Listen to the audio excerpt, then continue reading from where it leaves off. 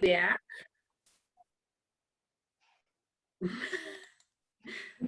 We want to welcome everybody back to our integrated behavioral health learning collaborative. So today myself, Pat Ryan, and Teague Simoncic are going to be presenting on best practices for obtaining a psychiatric medication history in collaborative care. And this was adapted from the APA's collaborative care training videos, which if you haven't looked at them recently, they've changed, and I think they're really useful. So it's helpful to look back at some of those. It's still free. It's on the APA site, but they do have some interesting new material on there. So next slide. So again, it's good to be back. We wish we were able to meet in person, but we'll do our best with the technology we have. So as you saw, the session is being recorded, so everybody please mute yourself for now. But we are going to have some interactive pieces to the presentation. So if you want to speak during those, if you just type your name in the chat box, and then Teague will call on you in order to unmute yourself when it's your turn. We're going to see how that works in terms of the flow. Next slide, yeah. So as we all know, obtaining the psychiatric medication history can be mind-numbing, frustrating, and boring detective work, but it's worth that. So what we thought we would do before we get into the meat of this is to kind of open up the discussion with hearing from some of you what are the most frustrating parts of this process. So if you'd like to say anything, if you could just type your name in the chat box, Teague will find you.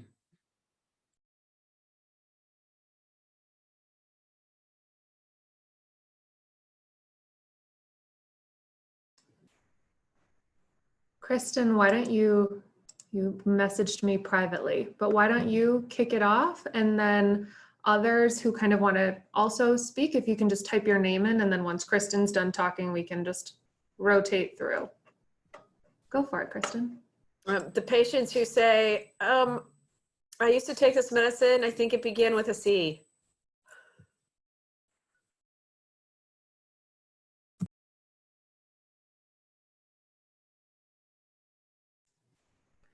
I typed my own name in. The patients who say, oh, I've never taken anything, and then you go to panel review and the psychiatrist says, what are these 5 medications in this person's chart? And then you feel embarrassed. Go for it, Mary. The patients that magically remember like 2 or 3 months down the road that they had already tried this medication,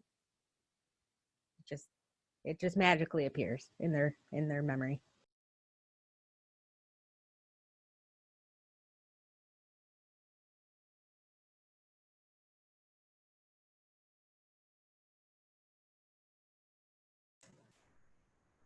That's all we've got in the chat. Anyone else? Ashley says that's 100% accurate. Oh, Josh, go for it. When the doctors don't write anything about the medicines that they've started in their notes, which can happen, kind of rarely, but yeah. That was nice of you to say rarely. So yeah, it's an intensive, laborious process. There's kind of no way around it. It's a strange and new skill, right? That needs to be developed over time. It's not something that typically, I don't think, you're taught in social work school how to find all of these kinds of things. Oh, we had one more thought, Pat, from Erica. Okay. Oh, and Ed says, I've been on everything. Yep.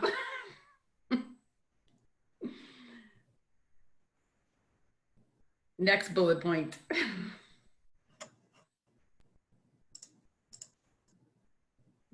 And you're right, Ashley, right? They can't remember anything about it. So just kind of reminding ourselves why it's important and why it makes sense to try to muddle through figuring it out. a knowledge of a failed trial, right? So somebody who's been on an adequate dose of something for a long enough time can really save people months of time rather than trying that again. And then I think the next bullet point is conversely, the same thing, and sometimes even more important, is that the knowledge of an incomplete trial can keep some possibly useful medications as an option. So often you'll see, you know, Zoloft 50 to 100 milligrams written in the chart, but when you actually talk to the patient, maybe they were kind of on and off of it for 2 to 3 weeks. So you know that's one that really hasn't been given an adequate chance. It's helpful to understand what they remember about it. But again, you would not take that medicine then out of the lineup of what you might try if there's some other reasons why it makes sense to do that. And then this next point is the one that I find really helpful, is if there's other close family members who have a similar illness, really, you know, finding out whether that family member's been on anything. You know, they're all like, I don't want to ask, or, you know, I don't really know. I don't even know if I can kind of talk to them about it. You know, there may be some legitimate times and reasons when they can't talk to their family, but really trying to press to get that information can be really helpful.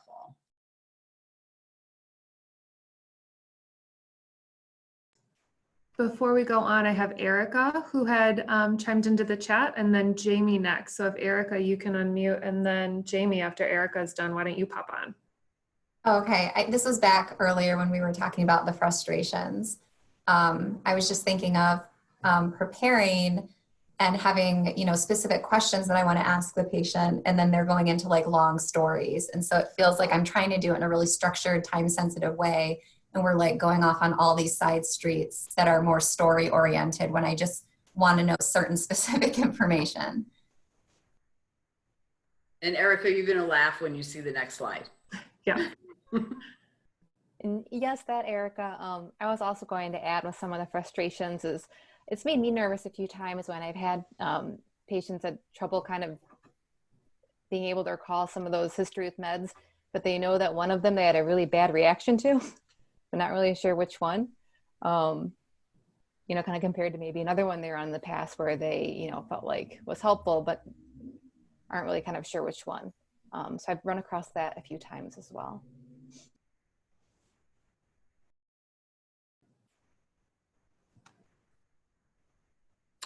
So we're going to talk a little bit about some of the best practices to help develop this skill and some ways of trying to get this information. So Erica must have wrote the slide because the top of this says, take a structured approach, and that it helps. So this is kind of some of the things that we've talked about and that was in the training that, you know, even before the person comes or you're going to talk to them for the first time, kind of reviewing the EMR. And I feel bad for all the people working at IHA because it means going through 2 EMRs at the moment. So you have to look through NextGen and then you have to look through Epic. But often looking at the medication list, both the current meds and then looking at the inactive meds, can often give you at least some places to start with. So you can often find start date and doses of a med. You can often see dose increases and the dates when that happened. You can also see stop dates, but there's a big caveat with that because that's often not accurate, right?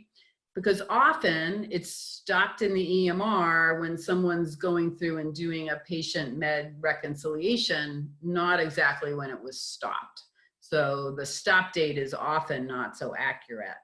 But if you can get those start dates and the dose increase dates, once you have those, you can look for some of those encounters around those dates.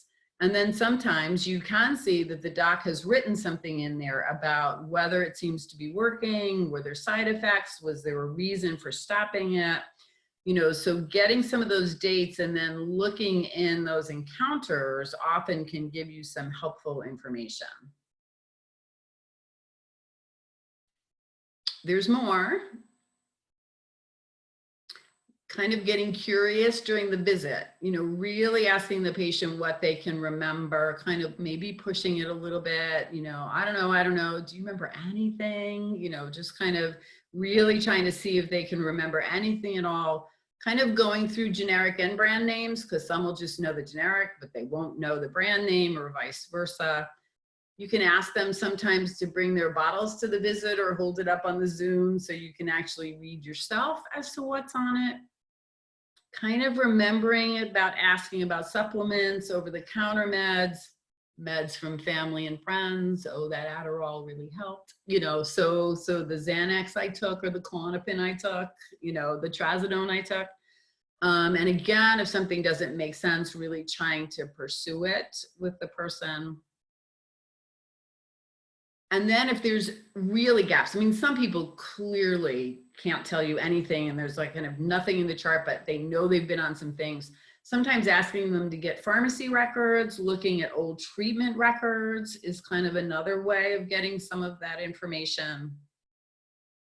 And then just kind of keeping in mind, like we talked about, that sometimes the EMR records aren't always accurate. So when you're looking at like the stop date, it looks like someone's been on the medicine for 1.5 years, but when you actually looked at the number of scripts written, it's only enough for 2 or 3 months.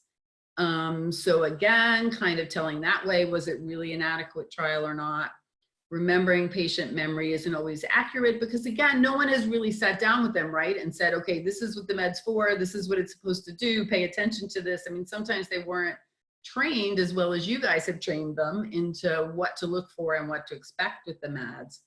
And then just kind of thinking, you know, what's the psychiatrist going to ask? You know, did you have any benefits? Did you have any side effects?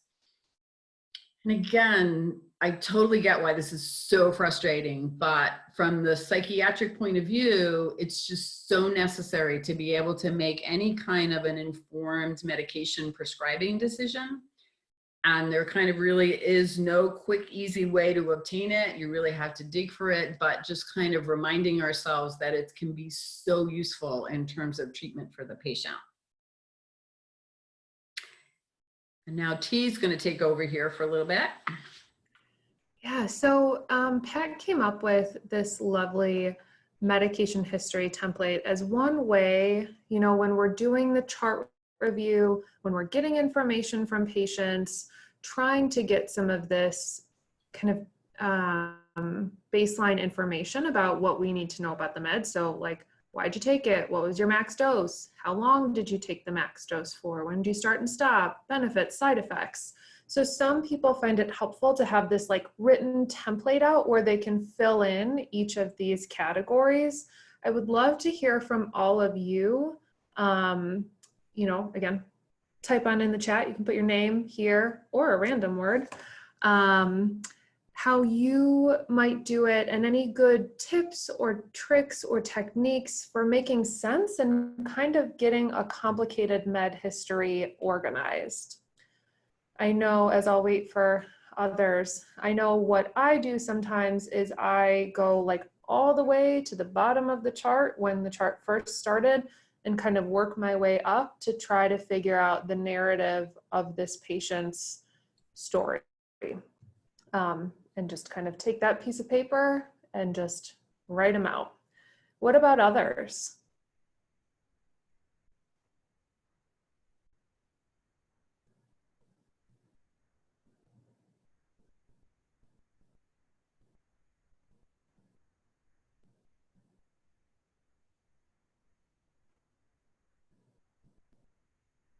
Yeah, Mary, go for it. I always check first thing if there's any other social worker notes. Social workers tend to be really organized. And if somebody's already kind of done the work to like look back at medications or make notes about any sort of relevant history, that's great. So I always check to see if there's any social worker notes first. That's a great point, Mary. Maybe social work notes, maybe if they've been seen by an outside psychiatrist and we have those records, or like if they had an eval at the rub, having that scanned into the chart always feels like a bonus. Cool. All right, so I'm going to hand it over to Danielle. If we want to talk about complicated med histories, This is from a recent assessment that Danielle did, and she has kindly offered to come on and just tell us a little bit about how she gathered this information and how she got it organized to present to her psychiatrist. So with this patient, I had known of them for a while. They've kind of been on the outskirts of my radar. Knew before I did the assessment that we probably weren't going to enroll her because it seemed like there was a dual diagnosis going on and she needed a higher level of care. So given the history that we had, it was actually really helpful. So I'm a big proponent of having multiple screens. So usually I have at least 2 screens going, sometimes 3. And for us at IHA, having to go into Epic and NextGen was really key for this patient. What was really helpful were that in this case, yes, there were some behavioral health notes from a couple of years ago. So I definitely used that as a jumping off point. But mainly looking at the medications section of each EHR to get my baseline. So with my assessment, as part of my template, I have it where it is bulleted because visually for me, it's easier to discern what was what and kind of what happened with each medication. And then I just kind of add as I go along. When I'm really good, I do it in chronological order. That didn't so much happen with this one. But I found the template aspect being huge. So I go in, put in the dates and dosages as it seems like it is from the EHR, the notes that I might find within encounters or previous medical records. And then when I sit down with the actual patient, I let them know that I have looked at their chart. I have some medications. You know, it's not exactly a pop quiz, but you know, these are the ones that I know of, and if we just want to take a moment to go through it, and if you could just tell me what you remember, good or bad, about the medication, and we go from there. So then often I just basically take whatever they're literally saying to me and put that in as part of their the remarks about a medication. So I think this one was my new high score in terms of having, I believe it was 13 medications. And I was lucky that this patient had a fairly decent recollection of like how medications worked out for her. So yeah, it was a lot of legwork. I recommend having some calming music playing sometimes when you're digging through the charts. It makes it a little easier. But having had prepped that ahead of time was super helpful in terms of, one, having the patient actually remember what she took, but 2, just to really get a good sense of what has worked for her and what hasn't worked. Thank you, Danielle. I think this write-up is just awesome. And I love that you've got those patient quotes too, to really give like more depth to the story. And I love, so it sounds like you had done the chart review before the assessment. So you came in with kind of like, this is what your chart says, and we're gonna like check and make sure that that's all true, and then kind of like add on any details that you have as well. And it sounds like that went really well for you. Yep. Yes. Awesome. That's great. Well, this is wonderful. And I agree, this feels like a record for our program of 13. If someone beats that record, let us know at a future IBHLC. Thanks, Danielle. Okay, so we have talked about, and Gregory said deeply appreciated by the psychiatrist too. And I think that's nice to remember. The hard work is worth it. So we've got our medication recommendation. You know, we've done the work of getting the medication history, presenting it to the psychiatrist, getting that medication recommendation, running it by the PCP. Great. So now, what do we do next? Well, we often talk to the patient about it. So discussing a med rec with a patient, as we know, taps into a variety of the skills that we have as mental health clinicians. In no particular order, the things that are important at this stage are reducing stigma around psychiatric medications. You know, so often our patients have family members or friends or just society in general saying like, you only take those if you're crazy. which we don't say to someone with diabetes who takes their Januvia. So we help to reduce stigma by normalizing this experience. We offer clear, science-based information to our patients, not like word on the street or what I heard is. Like we, again, just like any other medication, we sit down and give them some really clear, evidence-based information about the med and about how it works. We address common misconceptions, is really important in this stage. We enhance motivation to engage in treatment. You knew I had to throw some MI into here, but really helping our patients to find reasons within themselves of why it's important to treat their symptoms, perhaps with meds. And then we're also just laying the groundwork for a positive experience. I think one of the special parts about collaborative care is we're in the primary care setting. It's not necessarily patients who are seeking out some type of mental health treatment. You know, they might have come into their PCP without really expecting to be thrown into this world. So we can give them a really good picture of what mental health care can look like. And also, you know, especially if this is their first med trial, by giving them really clear, concise information about what to expect in a respectful, strengths-based way, can really lay the groundwork for that patient to say like, yeah, I took care of my symptoms and my needs and it went really well. So, MI, obviously.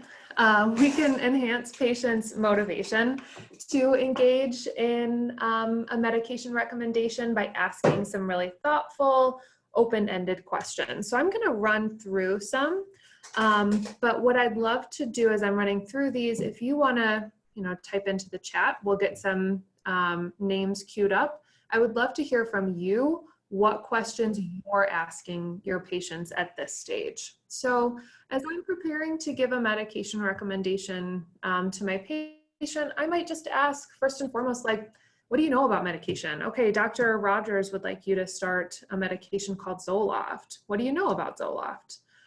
This is a great opportunity to use that elicit, provide elicit tool. So asking what they know, providing them and filling in the gaps, and then again asking or eliciting, what do you make of that?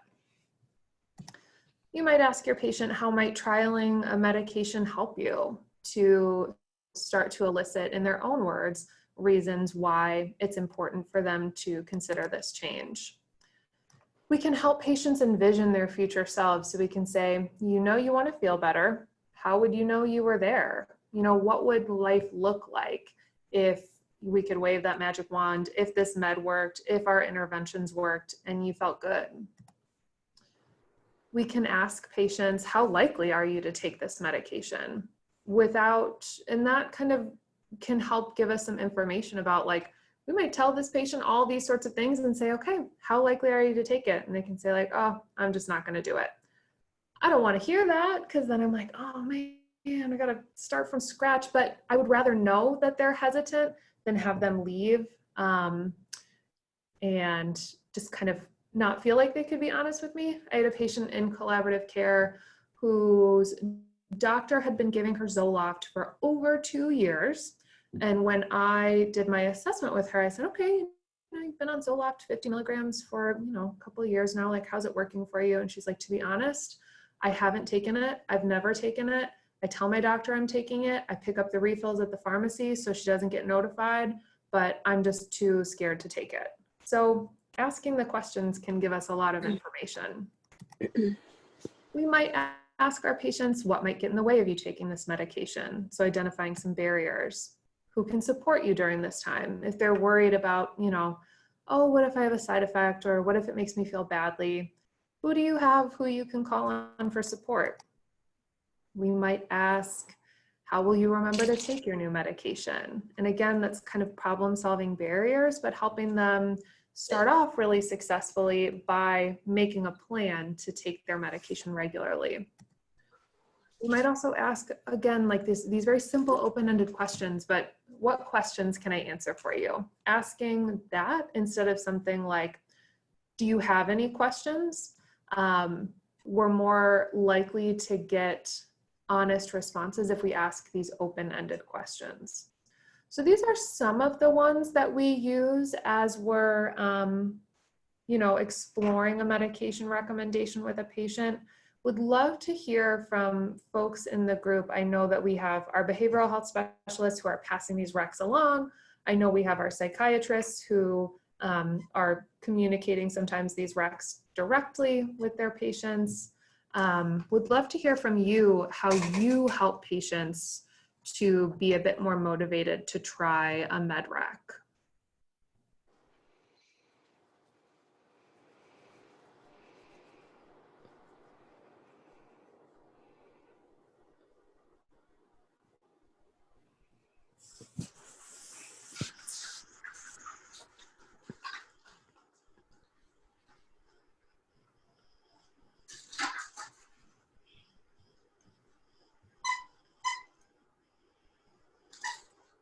It sounds like I have someone who's unmuted,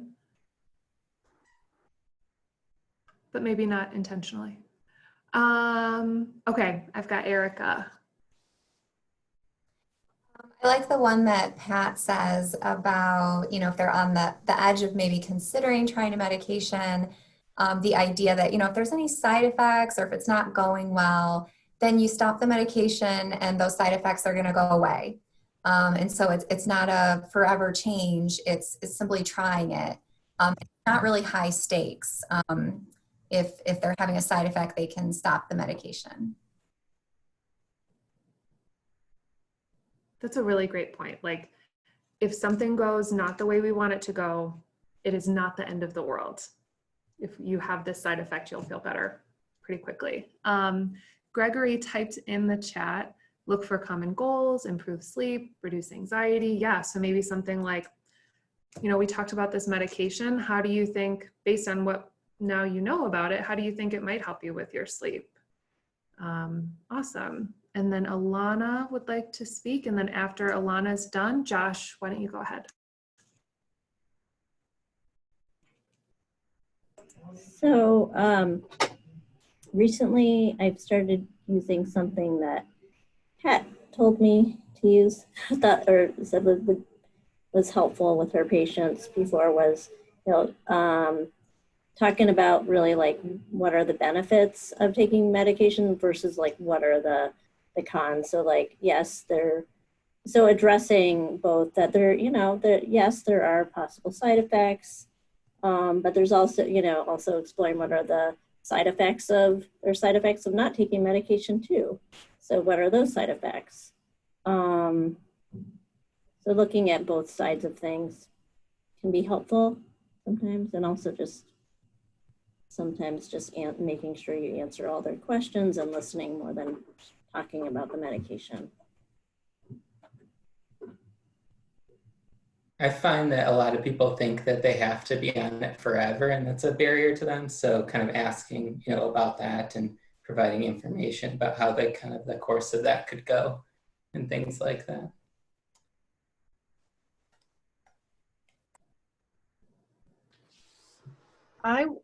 This is Lori. I would actually like some help. I have a woman in her 80s who thinks she should be able to do this on her own. And she thinks about her mental health condition differently than she does her physical health condition. And I've tried to use education and support to get her to think about the medication differently. And it just doesn't seem to be going anywhere.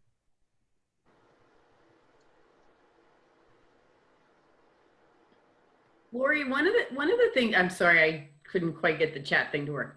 Lori, one of the things I've said to people sometimes like that is, I've kind of said, you know, when you look at the body as a whole, the brain is the most complicated organ out of every organ you have in your body. Every organ in your body has multiple things that can go wrong with it, right? I mean, I think most people would agree with that. So why would the most complicated organ in your body not have things that can go wrong? We know there are some things that can go wrong. It's a tricky one. you know, I say, and the most complicated thing the brain does is our thinking and our feeling. You know, those pieces are way more complicated than moving an arm and a leg. So, you know, again, this might be useful because, again, all of the organ systems in the body have something that can go wrong, and the brain is another one too. And then I kind of soften it a little bit with, but I understand why you feel differently about your brain, because you always know what's going on in your brain. You know what you're thinking, you know what you're doing. You have no idea what your heart's doing at the moment. So kind of saying it is a more complicated organ, things can go wrong with it, but I understand why you view it a little differently. And sometimes that'll bring them along. Thank you, Pat. Pat, we just need to like have a recorder on you at all times so we can record these things and put them in the Pat-isms document that we have. Ilana, I really liked your comment too, like what are the side effects of not taking medication? I think that's a really important thing to remember. So thanks everyone for sharing. And Lori, your question kind of leads us into the next slide nicely. It's our job to address common misconceptions around medications. So I'm just gonna list out several that we have heard, and I'm sure that you've heard at least some of them too. And then I'm going to ask how you might handle some of these misconceptions that your patients share with you, or if there are others on the list or others that didn't make it on the list. Medications are addictive.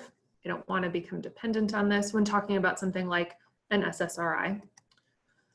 I'm not taking anything that's a mind-altering substance. That's a happy pill. I don't want to rely on a pill to make me happy. Those pills just make you feel numb. I don't want to be a zombie. I'm feeling better, so I'm going to stop taking this now. I only take my Zoloft on days when I don't feel good. Anyone hear things like this, and or like, have you heard other things about meds that are kind of wrong that you've had to help your patients reconceptualize? Jamie hears zombie all the time. Yeah, Danielle says all of that.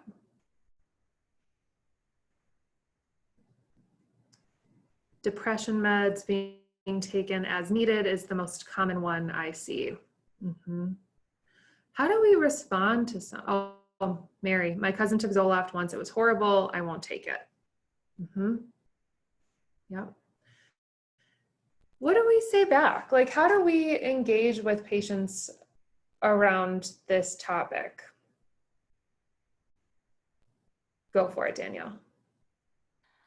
So two things I kind of mentioned. So the first one's kind of a half joke where I explain how most antidepressants don't have any street value. So in terms of being addictive, not so much. Obviously a different story with Xanax and whatnot. But then the other piece too, I tell them like, how do we know if a medication's working? The idea is that you're still you.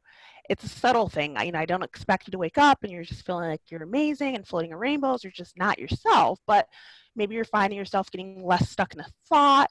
Maybe you're finding the things that typically would irritate you are not irritating you as much, and kind of reassuring them that if the medication's working well, it's feeling more like yourself than not.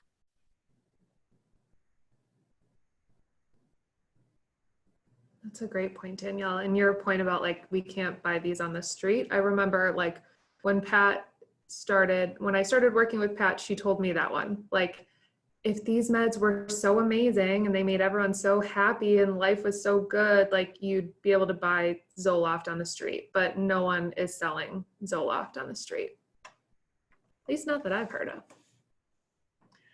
Anyone else have any good kind of ways that they engage around these misconceptions? And Alana also says she'll sometimes get these vague responses like, I just didn't like how I felt.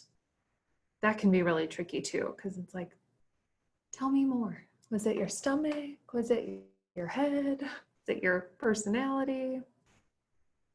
Yeah. And I think just remembering when we hear these things to engage oh yeah, Amy, go for it. Yeah, so I think one of the problems that I'm having is that with a lot of my, not a lot, with several of my patients, they have been doing their own research on the computer and they have been trolling and finding the answers that they would like to hear. So I don't know if there is anything that is credible that we could actually direct them to further help them with misconceptions, because they're already doing their own research and they're finding misinformation. Pat, I wonder if you want to chime in. I just tell all of my anxious patients, don't Google this, because you're never going to find anything good online. Like, people only write 99% of the time. They write like wacky stuff. Pat, what do you think? Yeah, I agree with that about not telling them where to go. I don't know off the top of my head. I know there's some good books that have been written for patients, for meds, those kinds of things. I can't pull them off the top of my head. But, you know, again, they're always going to want to go to the Google. I think for some of them, no matter what you give them, and they're always going to kind of look on the internet. And again, I think just using that thing of, you know, we're going to try this and see what happens to you. And we're going to be really careful, and we're going to, you know, we'll touch base with you 3 days later. We'll see what's happening. We'll see what's getting better. We'll see what's not getting better. Everybody can have a different experience, you know. So again, I think just kind of reassuring them that we'll be with them in the process, you know, and if they start to run into some difficulties, you know, what is that? And again, often when they're doing that, there's often some other underlying reasons why they don't want to take it. So kind of sorting out what those are can sometimes be really helpful too. But yeah, staying off the Googles for sure. And I think also leveling with patients and saying, like, we also don't want you to have any of these terrible side effects. That's why we start really low, really slow. It's important for you to call me if you have any questions that come up. I just say, like, no question is too small or too silly. Mary calls it the Google rabbit hole. I love that. That applies to like everything, not just meds, I feel. Alana says, one thing I tell people who want to Google is that over-the-counter prescriptions can also have lots of side effects. Likely they've taken something. That's a good point. Donna, I often have asked if someone is reluctant, what do you fear might happen to you if you take this medication? Yeah, getting that out in the open so you can start to like address some of that and problem solve some of it. What awesome group knowledge. Cool. And the conversation just flows. This is great. So side effects are also an important part of our discussions. So if we discuss possible side effects ahead of time, we can help to increase our credibility as well as the likelihood that a patient will stick to the plan because they know what to expect. So we encourage you to use, and this is for BHSs, not psychiatrists, use your general knowledge, but stay within your scope of practice. Don't rely on your memory, especially during this pandemic time when our brains are just mush.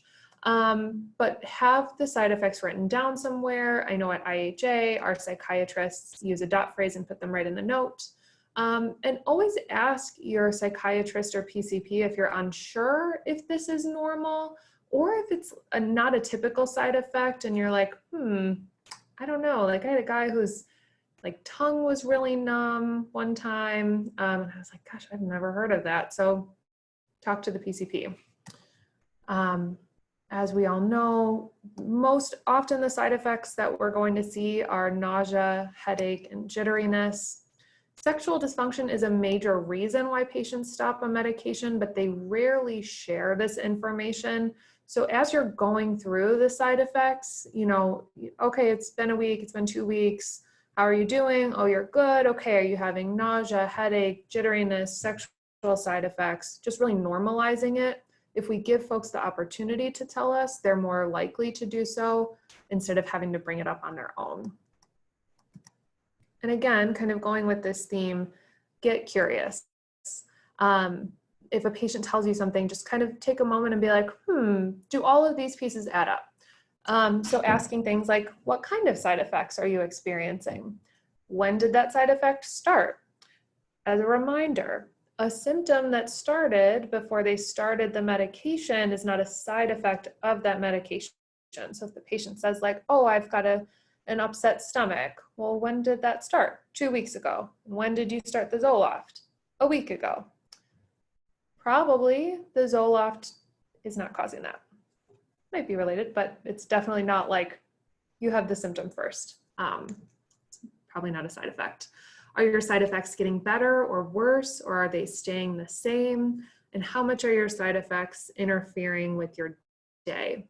All of these things, getting curious, getting this information. If I'm hearing a patient tell me, oh yeah, I had a pretty bad headache day 1, day 2 it got better, and today it's, it's still there, but it's still getting better.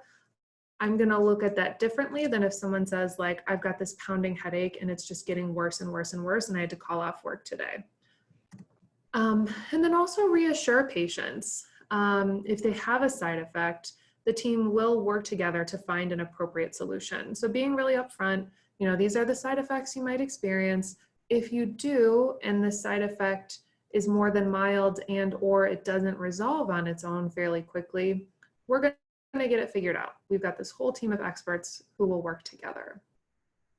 And Donna says it's important to know, again, what sexual issues were present before the medication. All of these things, if the patient is saying like, oh, well, I'm having this issue, when did it start? So getting more information. Anyone have any thoughts about like the scope of practice as it relates to side effects and kind of when you'll call in the PCP versus when you feel like you can handle it on your own? Or has anyone ever gotten themselves in a situation where you didn't pull in the PCP or psychiatrist and maybe looking back, you're like, oh, maybe I should have done that. I know scope can get really tricky in this job.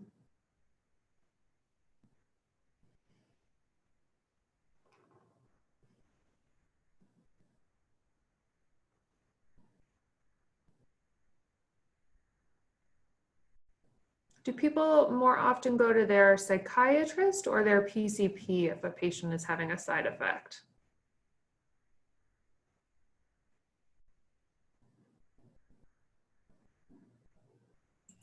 So recently I had a patient who had a lot of weight loss. So I sent it right away to the doctor, but also talked to Pat about it. So, sometimes you don't know what it's from. So.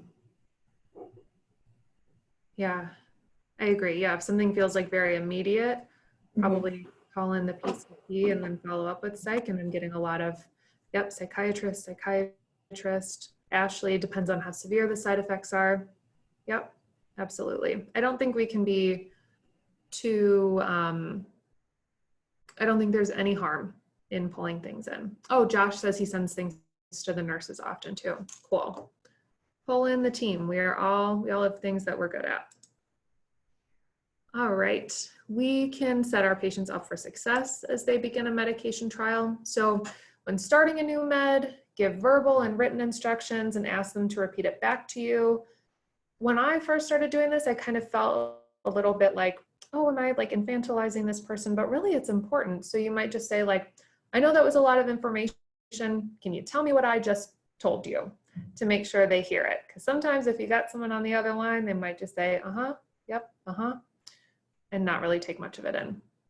You can ask what concerns your patient has about starting a med, which we've touched on, and also help them to set realistic expectations. So saying something like often, but not always, you might see small blips of improvement, Pat's word, blips of improvement after taking the med for a few weeks. It can take 6 to 8 weeks to see more consistent effects, sort out dosing. It can sometimes take a few tries to find the right medicine. So really helping them understand that you are not going to take your Zoloft tonight and then wake up tomorrow and be like, oh, I'm a whole new person. And we don't want patients to have that expectation, because then they'll be disappointed and probably not want to keep going. We can also, at this stage, troubleshoot some typical adherence challenges. So things like money, prior auth or insurance issues, talking again about side effects, going through, if they've got these family and friends who don't approve, maybe how they might go about that. Do they just need to not tell anyone? Do they need to set some boundaries? But we've got all sorts of ways to, again, really set like this good foundation as folks get started.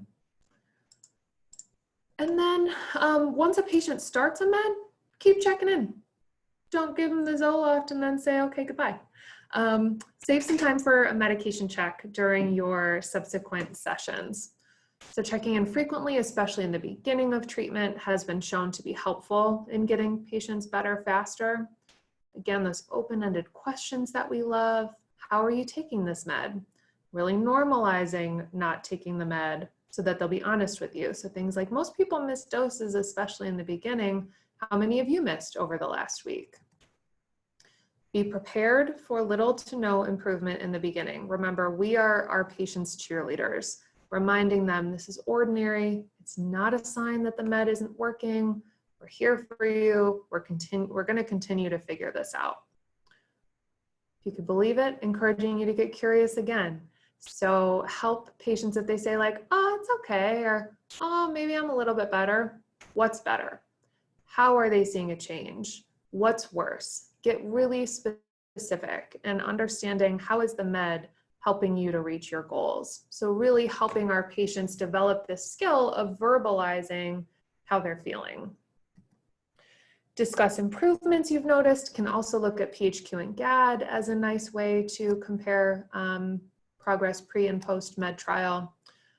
And then thinking about reasons you might switch could include some intolerable side effects, not improving after the max dose for 4 to 8 weeks, and having negative interactions with other meds. And Donna also said it's helpful to ask the patient to send you a brief message to let you know how things are going after a few days. I love that idea. Having them reach out, tell me how it's going. We're going to stay really closely connected here.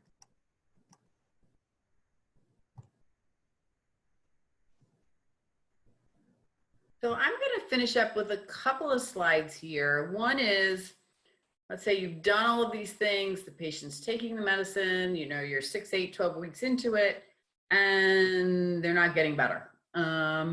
So these are some of the things I think to kind of think about when you find yourself in that situation.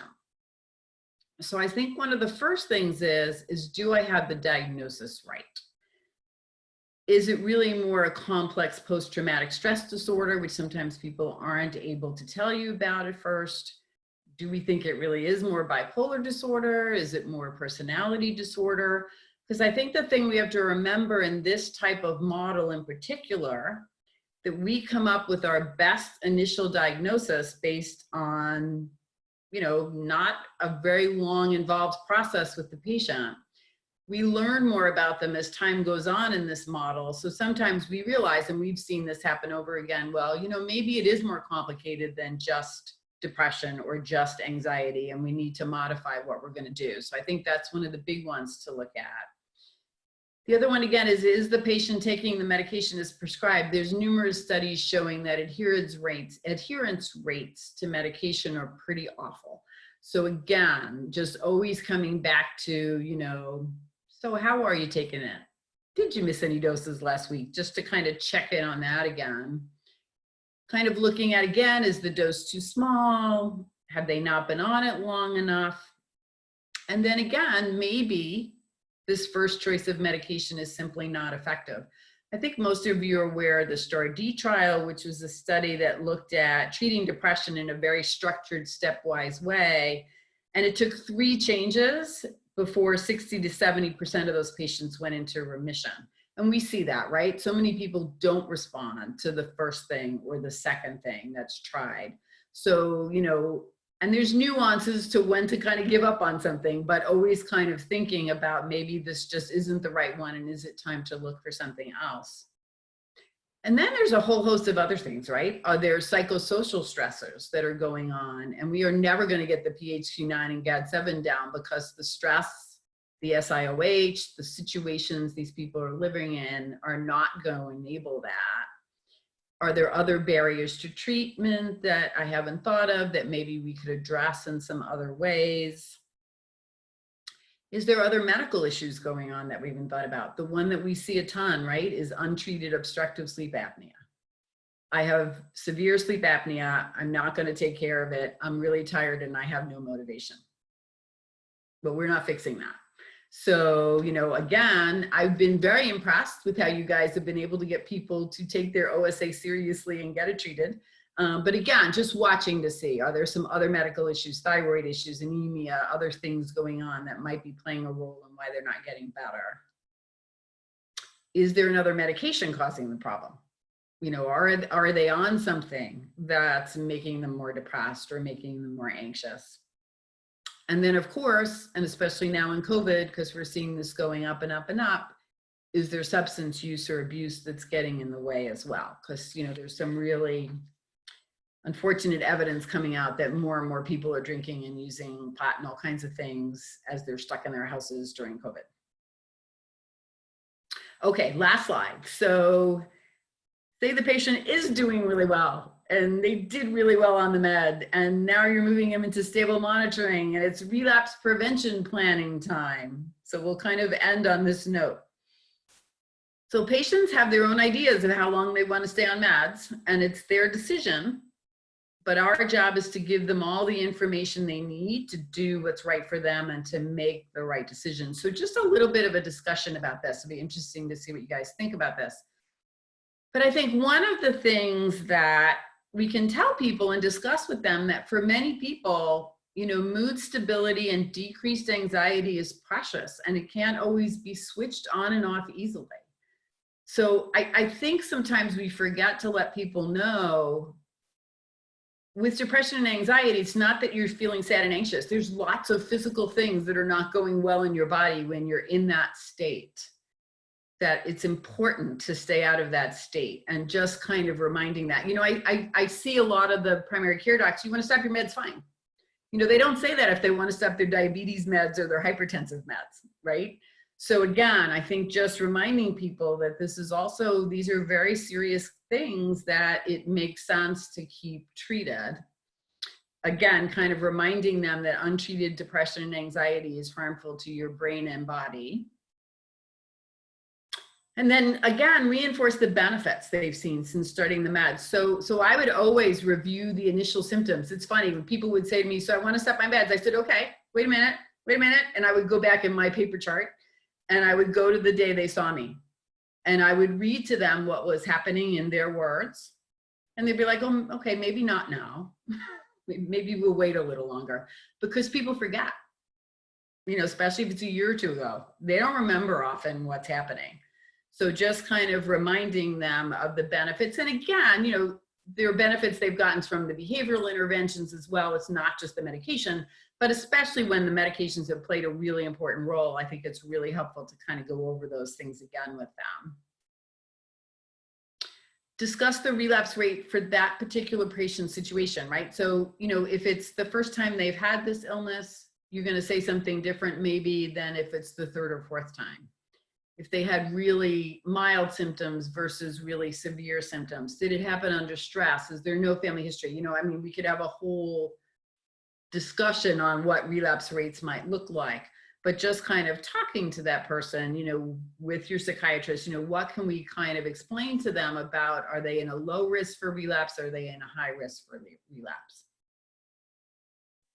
If they decide to stop, kind of review the warning signs to watch for. So I would actually make my patients get out a piece of paper and write down themselves, and we would go through, this is what was happening, your sleep did this, your mood did this, your thinking did this. So they would have it on a piece of paper, because you want to catch it early if it starts to happen again. You don't want to wait until it's rip-roaring back. Make a plan for who can be supportive. It's like, you know, is there anybody who might be able to see that irritability increasing or some of these things happening where you might not see it? And then just kind of always reminding them they can return for treatment and for the medication again. You know, again, it's not an irrevocable decision. Go off now, you might change your mind in 3 months. You might change your mind 5 years from now. but just kind of leaving that open as well. I mean, we only have a couple of minutes, but bye, Ashley. Anybody have any comments on that? This is kind of the end of the presentation. We can go to the next slide. We just put, did we miss anything? Do you guys have any comments or suggestions about the topic?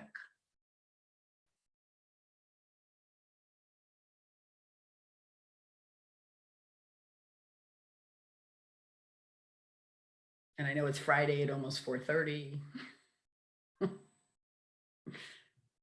All right, so I just wanted to let people know that in November, the topic is going to be how has COVID influenced us in the collaborative care model? So it's going to be interesting to see how that discussion goes. And then in December, we have Dr. Christopher Frank, who's with the Michigan Opioid Collaborative. He's going to come and discuss MAT, medication-assisted treatment for opioid use disorder, and kind of hopefully focusing on how behavioral health can help in that process, you know, not just the medication piece of it. Ed, any comments? Anything I forgot? No, I don't think so. I think that sums it up. All right. We're glad to be back. Yeah. Just a reminder for social workers, I will be sending out a Qualtrics link with your survey so that you can receive CEUs for this. Yes, and a huge thank you to Courtney for keeping us organized and managing our CEUs. We appreciate that. Yes. Thank you. So everybody have a great weekend. Thanks, everyone. It was Yes. really nice Thanks to for be your with you time, all. everyone. Thank you. Bye. Yes. A great weekend. Thank you, Tegan, Pat. Great presentation. Thank you. Bye, guys.